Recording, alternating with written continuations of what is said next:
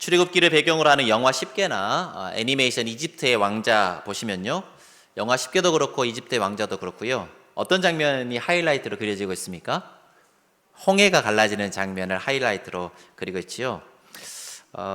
그만큼 홍해가 갈라지는 장면이 굉장히 임팩트가 있는 장면이고 출애굽을 대표하는 이제 그런 장면으로 많이들 기억들을 하고 있습니다. 사실 이 홍해가 갈라지는 장면과 관련해서 제가 할 수 있는 최선의 설교를 작년 8월에 했었습니다. 그보다 더 잘할 자신이 없는데 작년 8월에 했던 설교에서 포커싱을 두었던 구절이 어디냐면요, 오늘 본문 21절 말씀입니다.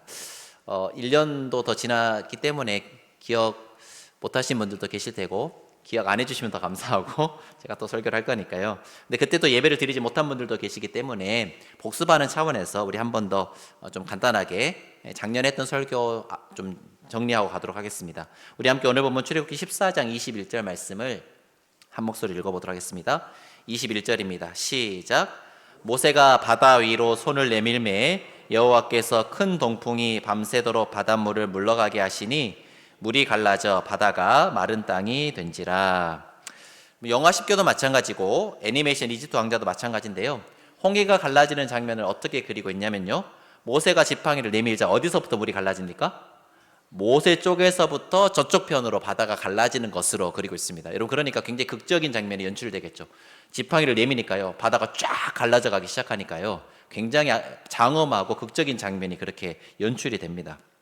하지만 그때 그 장면에서 감동을 받으셨던 관객분들에게는 죄송하게도 그렇게 연출된 장면은 성경의 내용과는 맞지 않습니다.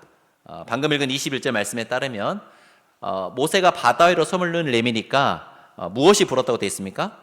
큰 동풍이 불어서, 그럼 바다가 어디서부터 갈라졌다는 말인가요? 동쪽에서부터 갈라졌다는 말이에요. 동풍이 불어서 바람이 부는 방향으로 바다가 갈라져, 동에서 서로 갈라져 왔다는 것이거든요. 여러분, 지금 이집트가, 애굽이 홍해 서쪽에 있고요, 이스라엘 백성들도 당연히 지금 홍해 서쪽에서 있습니다. 여러분, 그러니까 바다가 서쪽에서부터 동쪽으로 간 것이 아니라 동쪽에부터 서쪽으로 갈라져 왔다면 모세가 손을 내밀었을 때 바다는 어땠다는 말이에요? 눈에 볼 때는 그대로 있었다는 말이에요. 저쪽에서부터 갈라져고 있었지 이쪽 바다는 변동이 없었다는 것이거든요. 여러분, 그렇지만 지금 당장 눈에 보이는 현상은 없었다 하더라도요, 정말 아무런 일도 안 일어나고 있었던 겁니까? 그렇지는 않죠. 비록 내 눈에는 넘실거리는 바다가 그대로 있는 것처럼 보여도 실상 바다는 이미 밤새도록 갈라져오고 있었던 것입니다. 여러분, 앞에는 바다, 뒤에는 애굽 군대 사이에 껴서 사면 초가 상황에 있던 이스라엘 백성들에게 그 밤은 절망스러운 밤이었습니다. 하지만 이스라엘 백성들이 절망에 빠져있던 그 밤에 아무런 역사도 안 일어나고 있었느냐? 그렇지 않다는 거예요. 밤새도록 바다는 저편에서 이편으로 갈라져 오고 있었습니다. 그 칠흑 같은 밤이 끝나지 않을 줄 알았는데 그렇지 않았다는 거예요. 이미 새벽동은 먼 곳에서부터 다가오고 있었던 것이죠. 여러분, 그렇게 밤새도록 바다가 갈라져서 새벽에 동이 트고 날이 밝자 눈앞에 넘실대던 큰 바다가 어느새 갈라져 있는 놀라운 기적과 구원의 아침을 맞이할 수 있었던 것입니다. 그 절망의 밤에도요, 하나님의 구원은 이미 시작되었고 구원의 아침은 그들을 향해 달려오고 있었던 것이죠. 사랑하는 성도 여러분, 인생길을 걸어가다 보면 때로 칠흑같이 어두운 밤을 만날 때가 있습니다. 때로 인생길에서 만나게 되는 그 고난과 역경이 너무 무거워서 견디기 힘들 때도 있고, 지금 겪고 있는 고난의 터널의 끝이 너무나 멀게만 느껴질 때도 있습니다. 그 고난과 역경 앞에서 하나님께 부르짖고 기도해 보아도요, 지금 당장 내 형편과 상황이 나아지는 것 같이 느껴지지 않으면 과연 하나님께서 내 기도를 듣고 계시는가 낙심하면서 셀 수 없는 불면의 밤을 눈물과 한숨으로 지새우고 있는 분들도 이 자리에 계실 줄로 압니다. 하지만 사랑하는 성도 여러분, 지금 이 순간에도 바다는 어떻게 되고 있다고요? 갈라져 오고 있는 것입니다.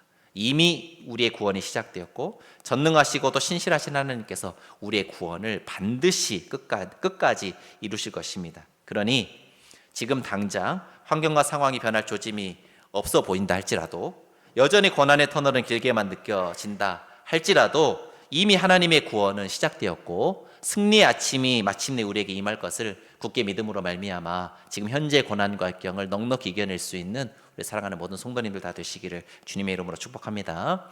우리 옆 사람과 지난 작년 8월에 이렇게 설교를 했다는 거예요. 우리 옆 사람과 이렇게 인사하도록 하겠습니다. 이렇게 인사해 볼까요? 이미 바다는 갈라져 오고 있습니다. 이렇게 인사해 볼까요? 네, 한 번 더 이렇게 인사하겠습니다. 이제 곧 소망의 아침을 맞이하게 될 것입니다. 이렇게 인사해 볼까요? 그러니까 결코 포기하거나 낙심하지 마세요. 하나님의 구원이 다가오고 있습니다. 자, 출애굽기 14장에 나오는 홍해 앞 상황을 이해하기 위해서는 이스라엘 백성들이 어떤 루트로 이동해서 어떤 지점에서 홍해를 건넜는지를 알 필요가 있는데요. 제가 화면으로 좀 준비했습니다. 작년 8월에도 봤던 그림이긴 한데 다시 한번 가져왔어요. 여러분, 이스라엘 백성들이 고센 땅 남, 제일 여러분 보시기에는 오른편이 왼쪽인가요? 왼쪽 편에 고센 라암셋이라고 적혀있는 저 나일강 삼각주 지역에서 출발했습니다. 여러분, 그런데 빨리 가는 길은 어디냐면요, 제 위에 하얀색으로 표시된 블레셋 사람의 땅의 길로 가면요 금방 갑니다. 한 일주일이면 가나안 땅에 도착합니다. 금방 가는 길인데, 근데 하나님께서 그 길로 인도하시지 않고 행로를 어디로 잡으시냐면 남쪽으로 잡으십니다. 아래쪽으로 잡으셔서 저 숫곳이라고 하는 곳에, 숫곳은 이제 처음 수경했던 곳입니다. 숫곳이라는 곳에 들렀다가 홍해 광야길로 들어서게 합니다. 여러분, 하나님께서 왜 저렇게 가까운 길, 지름길을 놔두고 멀리 돌아가게 하시는지에 대한 이유가 지난주 ABC 본문이었던 출애굽기 13장에 기록되는데요. 우리 출애굽기 13장 17절 18절 말씀을 우리 찾아서 읽어보도록 하겠습니다. 출애굽기 13장 17절 18절 말씀 화면을 전환해 주시고, 네, 출애굽기 13장 17절 18절 말씀 읽어보도록 하겠습니다. 시작. 바로가 백성을 보낸 후에 블레셋 사람의 땅의 길은 가까울지라도 하나님이 그들을 그 길로 인도하지 아니하셨으니 이는 하나님이 말씀하시기를 이 백성이 전쟁을 하게 되면 마음을 돌이켜 애굽으로 돌아갈까 하셨음이라. 그러므로 하나님이 홍해 광야길로 돌려 백성을 인도하심에 이스라엘 자손이 애굽 땅에서 대열을 지어 나올 때에, 방금 읽은 말씀에 따르면요, 하나님께서 가까운 블레셋 해안길, 그 길로 인도하시지 않은 이유가 뭐라고요? 그 길은 가깝습니다만 거기에 누가 포진하고 있느냐? 철제 무기로 무장한 블레셋 군대가 거기에 포진하고 있어요. 여러분, 그러면 이스라엘 백성들이 그 길로 가면은 어떻게 될까요? 블레셋 군대와 전쟁을 치르게 되어 있습니다. 그런데 오합지졸에 불과한 이스라엘 백성들, 잘 무장된 블레셋 군대와 전쟁을 치르게 되면은 다 도망가서 다시 애굽 땅으로 돌아올 가능성이 컸던 거죠. 그래서 하나님께서 이스라엘 백성들을 홍해 광야길로 인도하셨는데요. 우리 두 번째 그림 한번 띄워주시겠습니까? 홍해 광야가 잘 보이는, 여러분, 저게 시나이 반도인데 서쪽에 이렇게 올라가 있는 게 서쪽 홍해고요. 시나이 반도 오른편에 이렇게 비스듬히 내려오는 게 동쪽 홍해입니다. 근데 여러분, 저 시나이 반도 중간에 보시면 좀 거무스럽게 진하게 보이는 지역 있죠? 저기는 고도가 높은 지역입니다. 사람이 다닐 수 있는 길이 아니에요. 그러면 그 옆에 서쪽 홍해길을 따라서 비스듬하게 내려오는 좀 널따랗게 보이는 평지가 보입니까? 저기가 홍해 광야입니다. 저 홍해 광야길을 따라서 쭉 내려오면요, 어디까지 이어지냐면 저기 삼각점 꼭지점에 해당하는 시나이 반도 꼭지점을 돌아서 살짝 올라가는 데까지 하얀색으로 표시되어 있습니다. 이렇게 홍해 광야가 되어 있어요.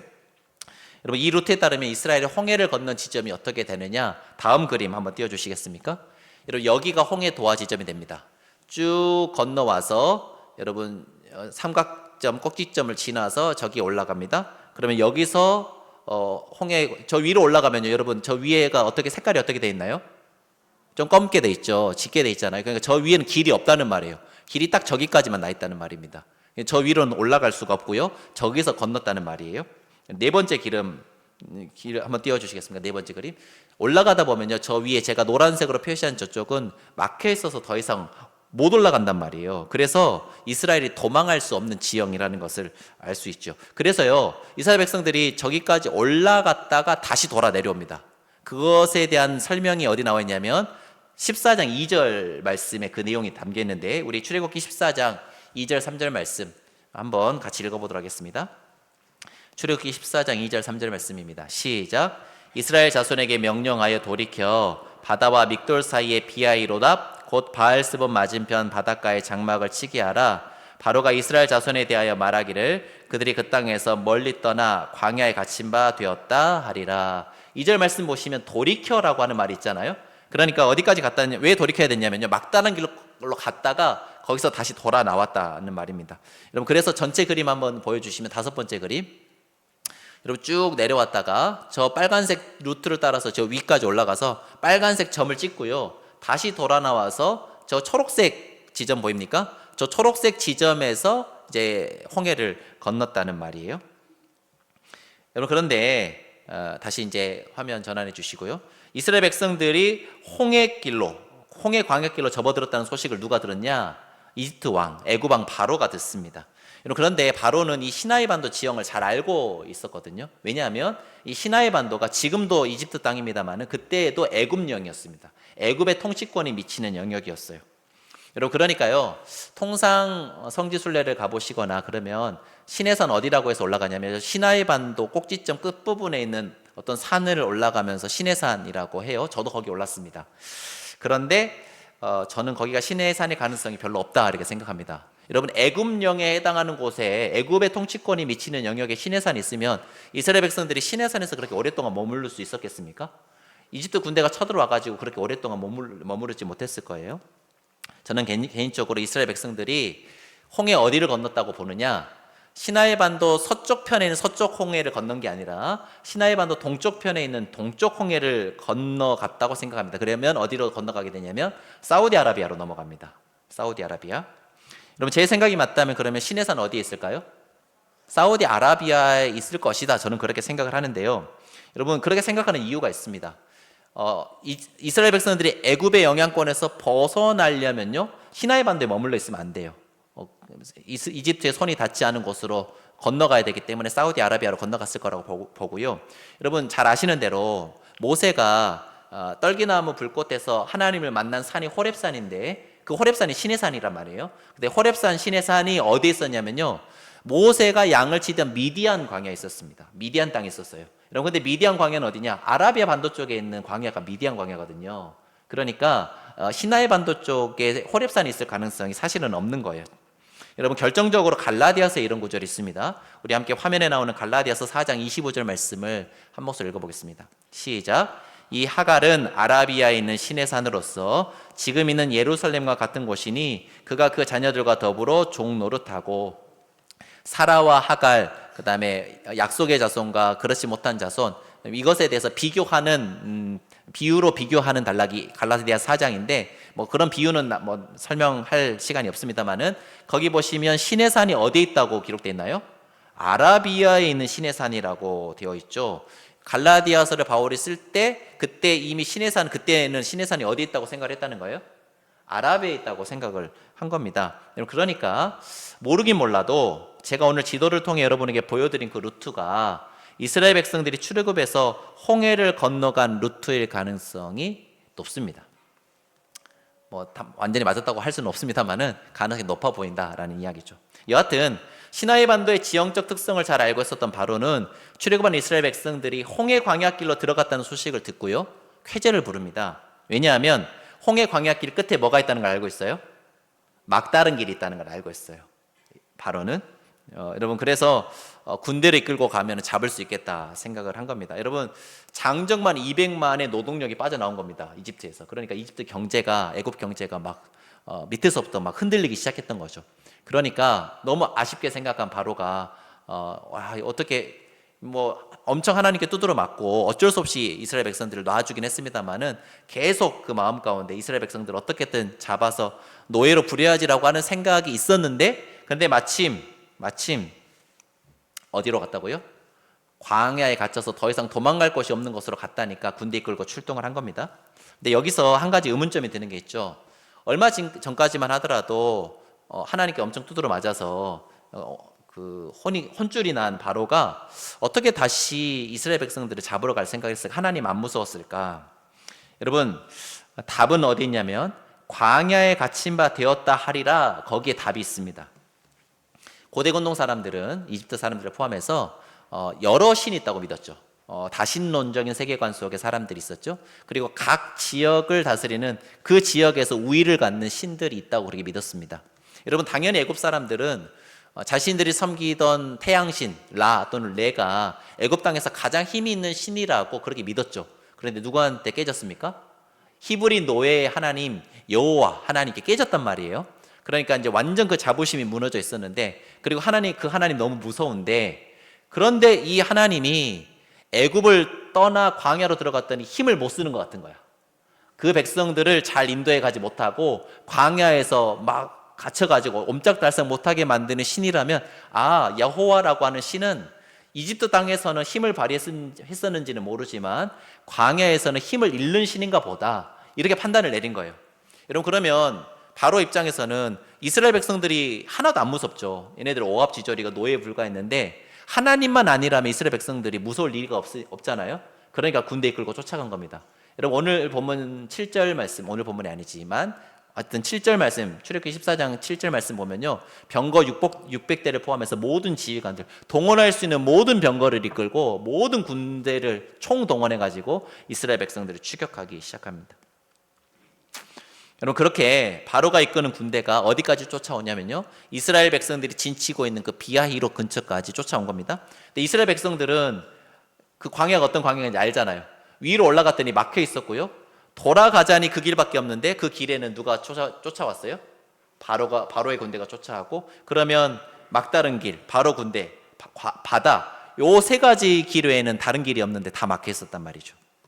그래서 이스라엘 백성들이 혼비백산해서 광야에서 죽겠다 막 그러면서 패닉 상태에 빠져 있었습니다.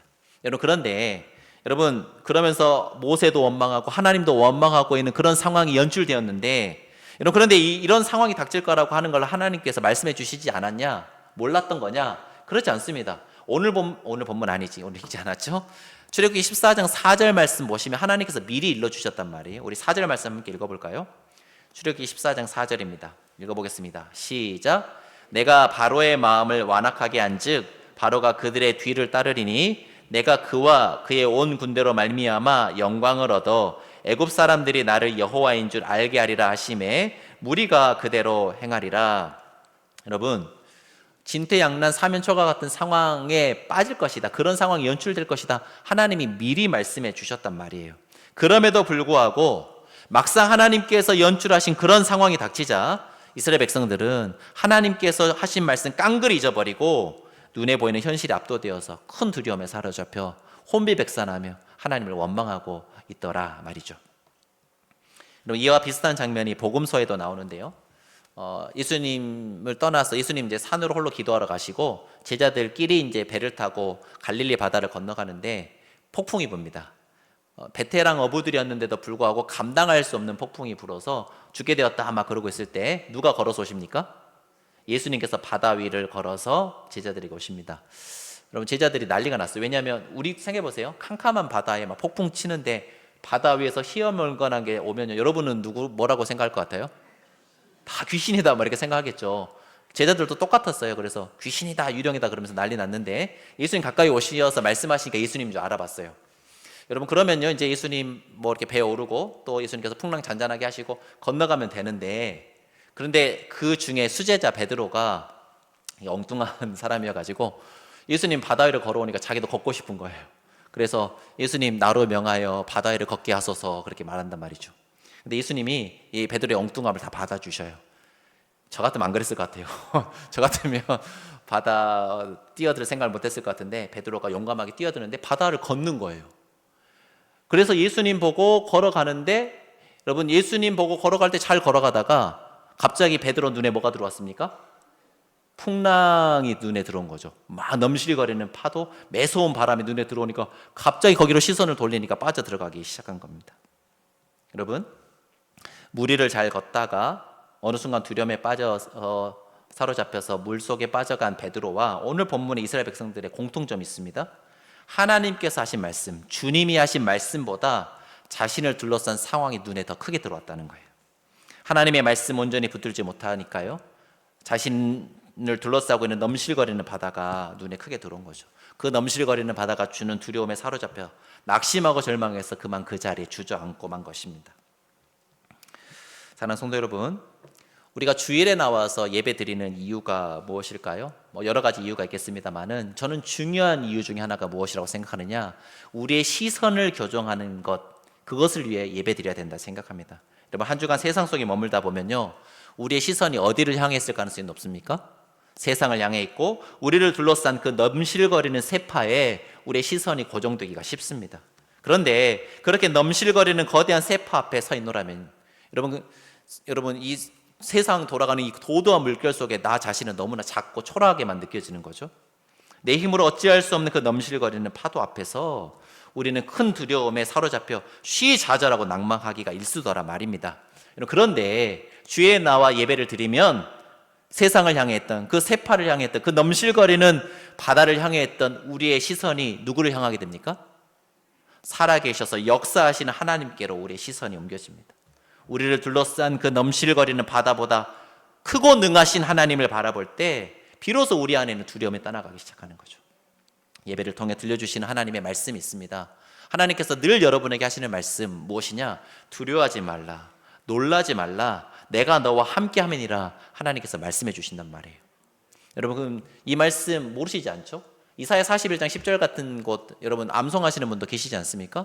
여러분 근데 이 말씀 잘 알고 있음에도 불구하고 우리 속에 다시 두려움이 찾아오는 이유는 무엇입니까? 이 말씀의 능력 앞에 우리가 사로잡히지 못하는 거죠. 이 말씀이 우리 속에 단단히 고정되어 있지 않으니까 세상 나가면요 이 말씀 온데간데 없어지고 내 눈에 보이는 그 현실 앞에서 압도되어서 때로는 좌절하고 때로는 절망하면서 그렇게 세상에서 패배자로 살아가고 있더라 말입니다. 여러분 하나님께서 주신 말씀 우리 속에 새기고 예배를 통해서 하나님께 우리의 시선을 고정하고 세상 속에 살아갈 때도 세상 속에 눈에 보이는 그 세상에 넘실거리는 파도를 보는 것이 아니라 그 넘어 계시는 하나님을 우리가 바라보기 시작할 때 말로 다 할 수 없는 세상이 줄 수 없는 평안이 우리 속에 임하고요 그 평안으로 말미암아 넉넉히 승리하며 살아가는 우리가 될 줄로 믿습니다. 오늘 우리가 읽은 본문에서 반복해서 나오는 문구가 있는데요 펜을 들어서 좀 그어보시면 좋겠습니다. 여러분 16절 말씀 보시면 16절 말씀 여러분 지팡이를 들고 손을 바다 위로 내밀어 그것이 갈라지게 하라. 이스라엘 자손이 바다 가운데서 마른 땅으로 행하리라. 바다 가운데서 마른 땅으로 행하리라. 거기 밑줄 한번 그어보실까요? 바다 가운데서 마른 땅으로 행하리라. 쭉 내려오셔서 21절 말씀 21절 모세가 바다 위로 손을 내밀매 여호와께서 큰 동풍이 밤새도록 바닷물을 물러가게 하시니 물이 갈라져 바다가 마른 땅이 된지라. 바다가 마른 땅이 된지라. 밑줄 한번 그어보시죠.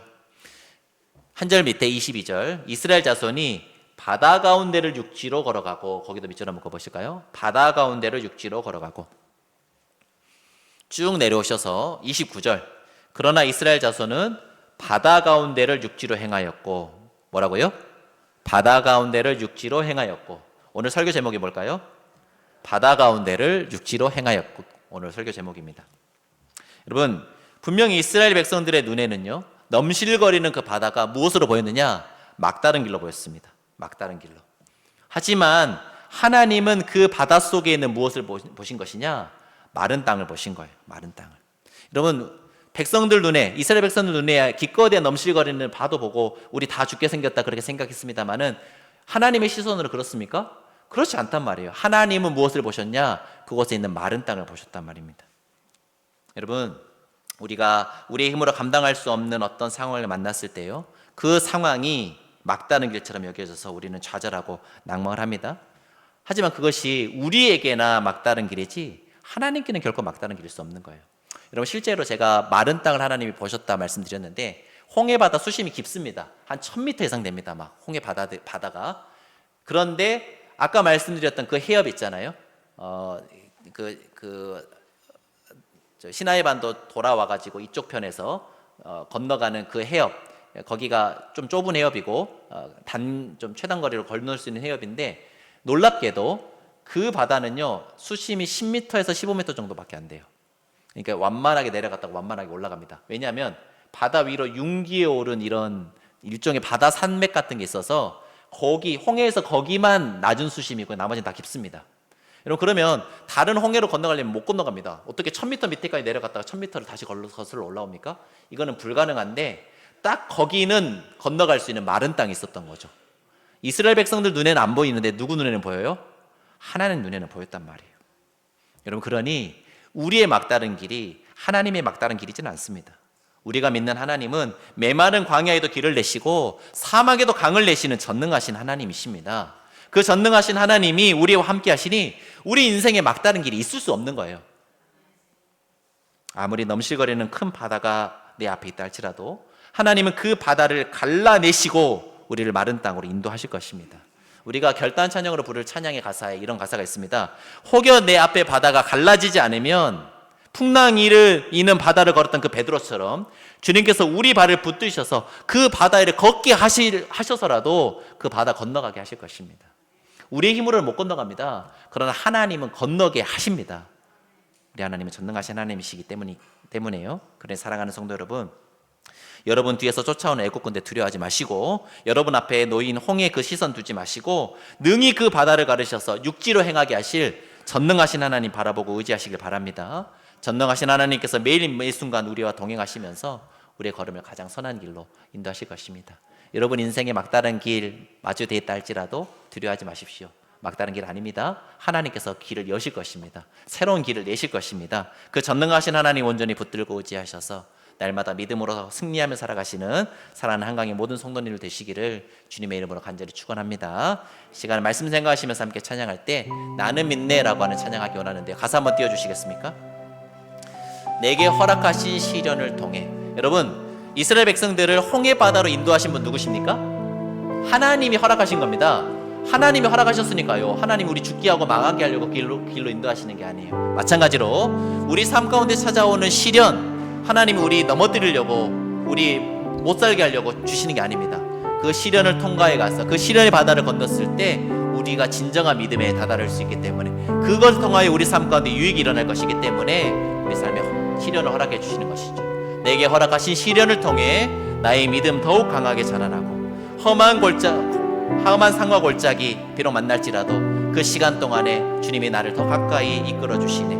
비록 내가 겪는 시험이 어렵고 힘겨워도, 내 앞에 놓여있는 홍해 바다가 아무리 크고 넘실거린다 할지라도 전능하신 내 주님보다 더 크지 않네. 내 앞에 바다가 갈라지지 않으면 나를 바다 위를 걷게 하셔서라도 그 바다를 건너게 하실 것입니다. 그러니 우리 믿음으로 이렇게 고백합시다. 나는 믿네. 주의 능력으로 내 삶 새롭게 되리라.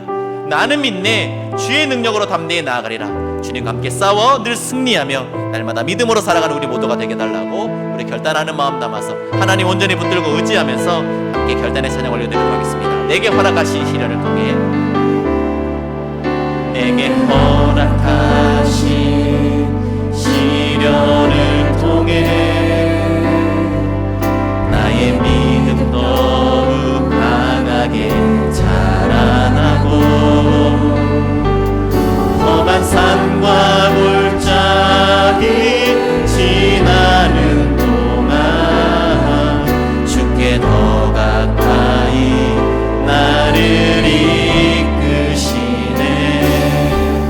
내가 겪는 시험이 어렵고 힘겨워도 내 주님보다 크지 않네.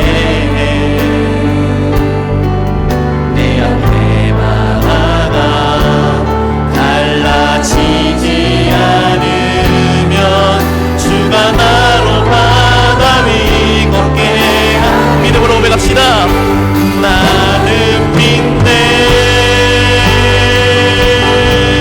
주의 능력으로 내 삶 새롭게 되니 나는 믿네. 주의 능력으로 담대히 나가리라.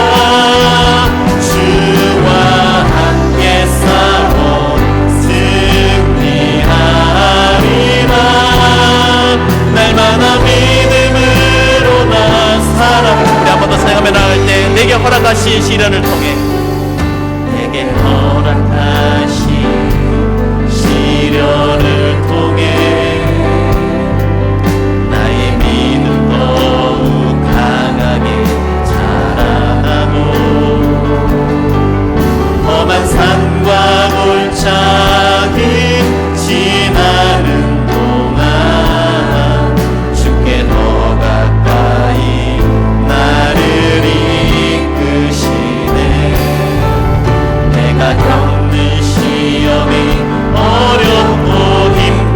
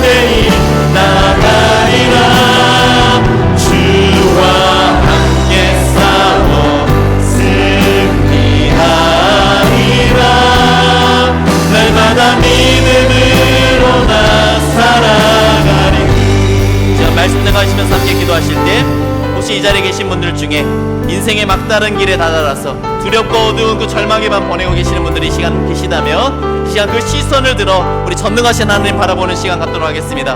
나를 둘러싼 그 넘실거리는 바다에 우리의 시선을 두는 것이 아니라 그 바다를 가르셔서 육지로 행하게 하실 새로운 길을 내실 우리 하나님 온전히 붙들고 의지함으로 현재 고난과 역경 어려움들 넉넉히 이겨낼 수 있는 믿음의 사람들 다 될 수 있게 해달라고 시간 주님의 이름 한번 부르고 합심하여 기도하며 나가도록 하겠습니다. 주여, 하나님 내 앞에 하나님 넘실거리는 홍해가 있고 그곳이 막다른 길처럼 여겨져서 하나님 좌절하고 낭망하며 하나님을 원망하며 하나님 그곳에 주저앉아 있는 내 모습은 아닌지 우리의 모습을 돌아보며 나아갑니다. 하나님 혹시 이 자리에 있는 분들 중에 하나님 그 인생의 막다른 길에 몰려서 하나님 어찌할 수 없는 하나님 아픔과 두려움 속에 하나님 그대로 주저앉아 절망하고 있는 분들 계시다면 하나님 이 시간 찾아가서 말씀하여 주시길 원합니다. 그것이 막다른 길이 아니라 그것을 통하여 새로운 길을 여신 하나님 전능하신 하나님을 붙들고 의지하며 놀라지 말라 두려워하지 말라 내가 너와 함께한 민이라 말씀하여 주시는 그 하나님의 은혜를 따라서 하나님 새롭게 일어설 수 있는 귀한 우리 성도들 될 수 있도록 주님 인도하여 주옵소서.